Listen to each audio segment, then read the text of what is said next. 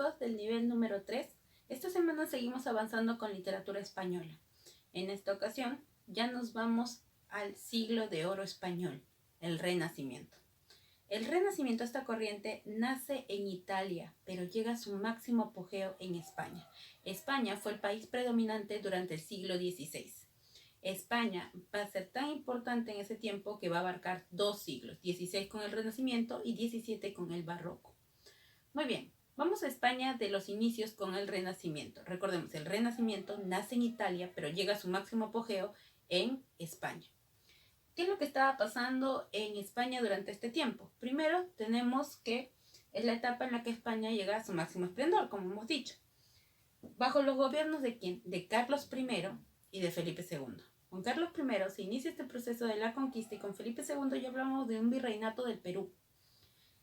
Características. El Renacimiento es antropocéntrico. ¿Por qué? El hombre es el centro de todo.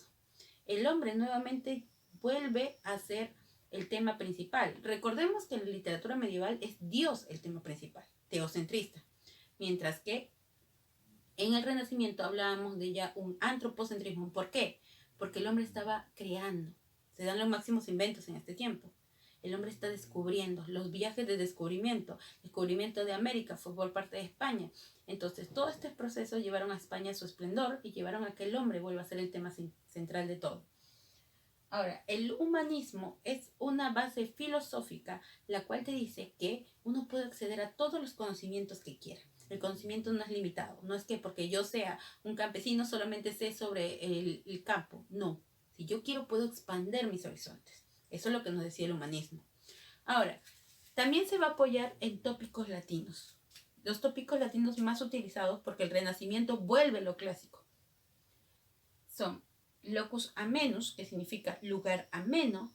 Tenemos beatus ille, que significa dichoso aquel que aprovecha el tiempo, ¿no es cierto? Y carpe diem, disfruta el momento, porque cualquier cosa puede acontecer. Entonces, nosotros no estamos libres de nada.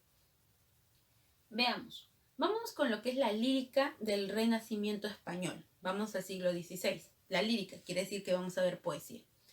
La escuela, una de las mayores escuelas que surge en este tiempo, es la escuela italiana o también llamada escuela petrarquista. Esta se dará durante el primer Renacimiento en España. Esta escuela va a ser el eje para 2 escuelas que vienen después, la escuela sevillana y la escuela salmantina. La escuela italiana, o también llamada petrarquista, da 2 escuelas, sevillana y salmantina. Muy bien. Características de la escuela italiana. Influencia del dulce estilo nuevo, como lo dice su nombre, escuela italiana en España. Eso quiere decir que va a tener influencia de Italia. ¿Y de quién? Del movimiento El Dulce Estilo Nuevo. ¿Y quién era el máximo representante del Dulce Estilo Nuevo? Dante Alighieri, el de la Divina Comedia. No sé si recuerdan esta obra tan importante. Muy bien. Ahora, en el Dulce Estilo Nuevo también estaba Giovanni Boccaccio, el padre del cuento moderno, y Francesco Petrarca, el creador del soneto. El Dulce Estilo Nuevo idolatraba a la mujer. Ellos creían en la Donna Angelicata, la mujer ángel. La mujer era su centro de inspiración y van a tomar estas características. Por eso que el amor es uno de los temas principales de esta escuela. Temática intimista, quiere decir que muestra los sentimientos más profundos del poeta. Y pastoril. ¿Por qué? Porque ellos consideraban al campo como el lugar perfecto para poder inspirarse. Preocupación por la forma. Lo que más les interesaba era la estructura del poema. ¿Cuántos versos tenía que tener? ¿Cuántas sílabas debería estar descompuesta? ¿Cómo se forma un soneto? ¿Cómo se forma una oda? Eso era lo más importante para ellos. Esos recursos de la rima, todo ello, influenciaban dentro de sus poemas.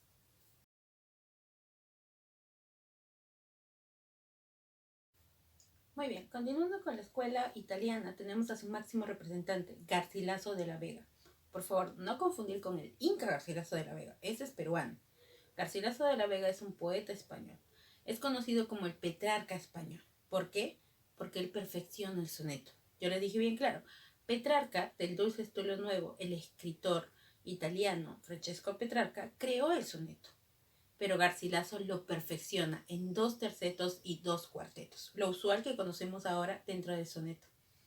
Nos dice musicalidad y elegancia. Y esto fue una crítica a sus obras. Musicalidad porque se escucha muy bien, a pesar de que la rima a veces no está al final, sus poemas se escuchan bien. Y elegancia porque utiliza un lenguaje muy fino, lo cual se le criticó porque decían que solamente era para una clase elitista y no lo podía compartir con el pueblo. Manejó el tópico latino locus amenus. ¿Qué significa locus amenus? Lugar ameno. Para él, el lugar ameno, el lugar de encontrar paz para poderse inspirar, es el campo. Los temas más frecuentes dentro de sus obras es el amor y el destino. Su musa inspiradora es Isabel de Freire. Y cuando hablamos de musa, es que es un amor no correspondido. Entre sus obras más importantes está Églogas. Recordemos que égloga es un tipo de especie literaria. Él no le ponía títulos a sus obras, le ponía simplemente el nombre de la especie a la que pertenecía. Ponía égloga 1, égloga 2, nada más. Entonces, la égloga más importante de él es Salicio Nemoroso. Estas églogas nos hablan sobre el mundo de estos pastores idealizados. ¿Qué es un pastor idealizado? Un pastor es alguien que vive en el campo, pero los pastores que nos presenta como personaje Garcilaso de la Vega son pastores que utilizan un lenguaje bastante refinado. Y es por eso que se le decía que era un pastor idealizado, porque estaba simplemente en la mente de Garcilaso, porque así no hablaban los pastores comúnmente. Nos dice que el tema principal es el amor cortés. El amor cortés es ese amor que se desvive por su amada. Tenemos aquí la primera égloga, que es la más importante, Salicio Nemoroso. Salicio y Nemoroso eran dos pastores. Salicio estaba profundamente enamorado de Galatea. Él le confesaba su amor a cada rato, le decía que no podía vivir sin ella, pero ella lo rechazó tajantemente porque estaba enamorado de otro.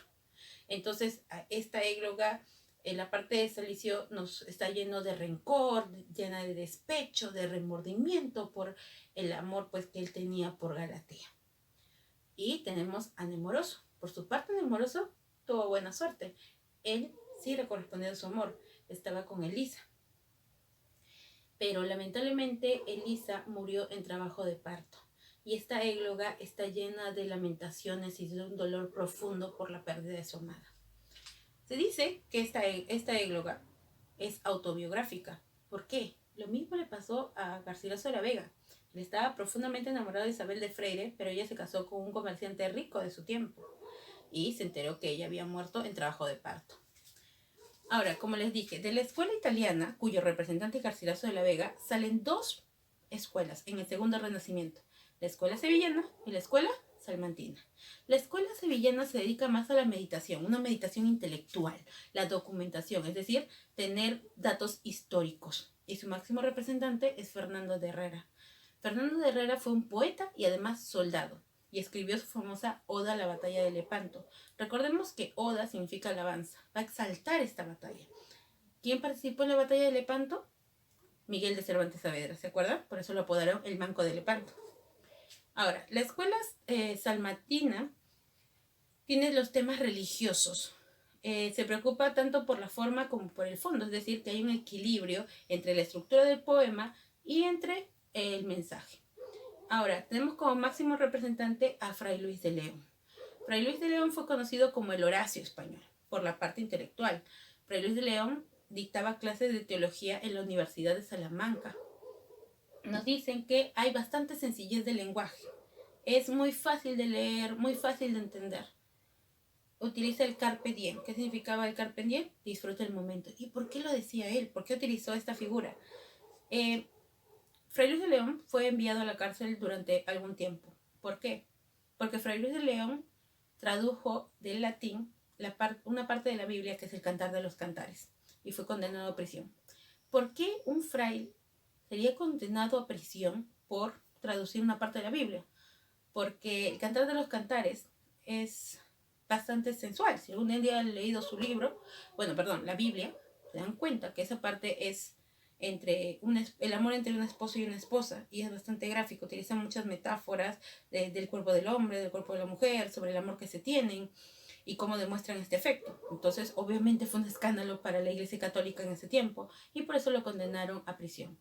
Luego que terminó su tiempo en prisión, regresó a dictar sus clases en la Universidad de Salamanca y siempre iniciaba sus clases diciendo como si fuera ayer. Quiere decir, olvidando todo ese tiempo que estuvo en la cárcel, y como un día normal.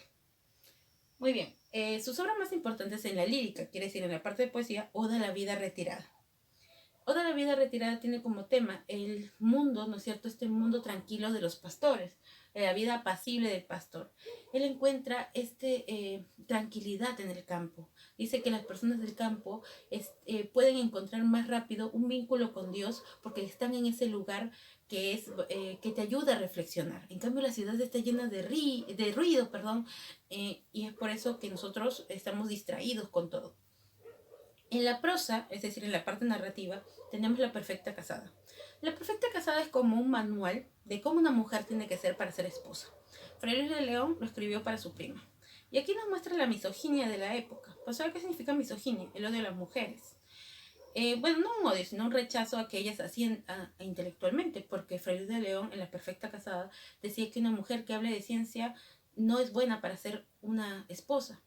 Una mujer tiene que ser hacendosa, una mujer tiene que dedicarse bien a su marido, bien a su casa.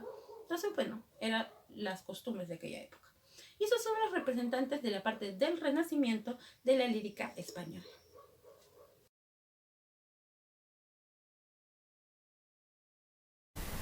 Muy bien, chicos, para poder complementar lo que hemos aprendido, ahora vamos con nuestras preguntas de rumbo a la universidad. Pero no se olviden, por favor, de resolver la parte de la lectura. Copian las preguntas de la lectura y lo resuelven en su cuaderno. También para que las respuestas en estas preguntas sean más fáciles, no solamente es con lo que ustedes ven en los videos, sino que también tienen que complementar y leer lo que hay con lo que hay en su libro. Ahora, como es costumbre, yo las preguntas de números impares y ustedes la de los números pares. Nos dice la primera: ¿qué es el humanismo? Cuando vimos en las características del Renacimiento, el humanismo era aquel que nos decía que el conocimiento es muy amplio y todos podemos acceder a ello. No significa que porque yo ejerzo tal cosa solamente voy a saber sobre eso, sino que yo puedo saber todo lo que quiero. Es una doctrina filosófica. Disfrutar el momento, gozar el día. ¿Se acuerdan de los tópicos latinos? Locus amenus, lugar ameno, ¿no es cierto? Beatus ille, que significa dichoso aquel. ¿Y cuál sería aquí? Carpe diem. Dice aquí, el gran amor de Garcilaso de la Vega, ¿se acuerdan? Él es de la escuela italiana, eso significa que él tenía también su musa, que era Isabel de Freire. ¿Qué es una égloga? Esto va tanto por la parte de lo que acabamos de hacer, como también con géneros literarios, una especie literaria. Una égloga tiene como personaje principal a quién? Pastores idealizados. Es un poema pastoril. ¿Qué es una oda? Una oda era que hablar bien de alguien, ¿no es cierto? Una alabanza. Recuerden que los números pares ustedes lo resuelven, lo copian en su cuaderno y allí marcan las alternativas correctas.